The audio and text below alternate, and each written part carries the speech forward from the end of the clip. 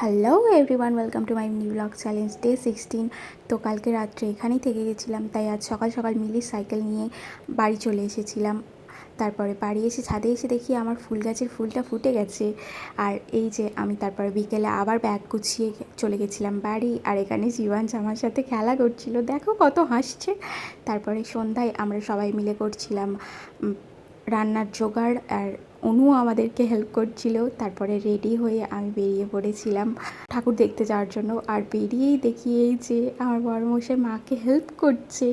কি ভালো লাগে যখন ও হেল্প করে আমার মাকে।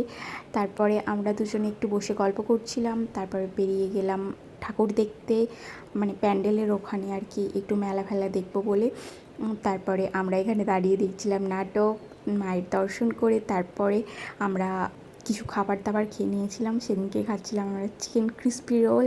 তারপরে সবাই মিলে খাওয়া দাওয়া করে রাত্রে আমি ফিরে পড়েছিলাম বাড়ি। আজ এই পর্যন্তই, দেখা হবে আবার কাল। Tata, bye bye.